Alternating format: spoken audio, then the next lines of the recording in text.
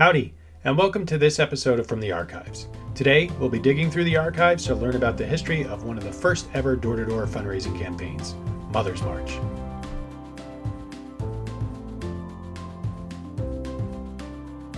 In 1950, the Maricopa chapter in Phoenix, Arizona, organized the first Mother's March on polio as a house-to-house solicitation by volunteer mothers initiated by Charles Hoover and Miss Sperling Sanders, Vice President of the Arizona Congress of Parents and Teachers. Folks who wanted to contribute to Mother's March were instructed to leave their front porch light on, a signal to a collector to visit the house. This porch light and thousands like it can mean this for your 1951 March of Dimes. More money from more people collected in just 1 hour. A modern miracle of fundraising. You can do it through the Mother's March on Polio. Mother's March quickly caught on and was copied by chapters across the U.S., and by 1957, Mother's March accounted for nearly 1/3 of March of Dimes' total revenue. Though Mother's March was primarily a female-led event, men often volunteered to go door-to-door to help collect donations. These men were given a badge that read, "Tonight, I am a mother." In 1975, Mother's March campaign celebrated its 25th silver anniversary, and thereafter developed standardized instructional materials on geographical mapping and coding of neighborhoods to help with effective canvassing. Ridgewood is divided into 19 voting districts, and we thought, well, that just makes it very easy for us to do. So we cut apart this map and found ourselves a district leader for each of the 19 districts. In 1980, a computer-assisted national mapping and coding system was developed and implemented. Mother's March recruited high-profile national chairs over the years to help publicize its activities. The first Mother's March chair was Helen Hayes, a beloved actress famous for her roles on Broadway and the silver screen. Miss Hayes' commitment to March of Dimes was deeply personal.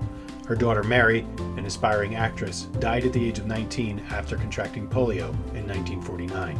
Eager to leverage the popularity of a world-renowned actress into the battle against polio, PR director Dorothy Dukas penned a speech for Hayes in 1951 titled "Polio of the Heart," a reference to Hayes' personal tragedy. But Hayes declined to use the speech, apologizing that the writing was beautiful, but I can't stand any reference to my personal grief in print. Dear friends, how much you do, how much you have done in the fight against polio. And now, how much more you're going to do. For you're about to begin your great 1954 Mother's March on polio, the great dramatic climax to the entire March of Dimes campaign.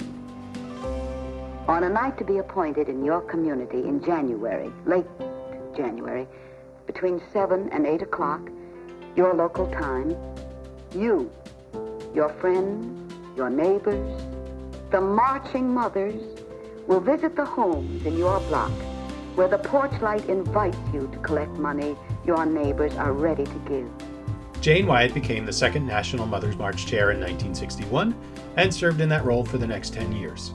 Miss Wyatt had previously served 4 terms as the Los Angeles chapter's Mother's March chair, starting in 1951. I want you to know that you have a friend that cares and is doing something to help.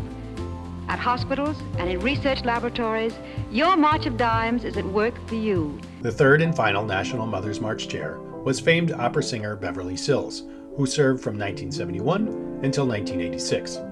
Sills had a deep connection to March of Dimes' mission. Her son and daughter were both born with severe birth defects.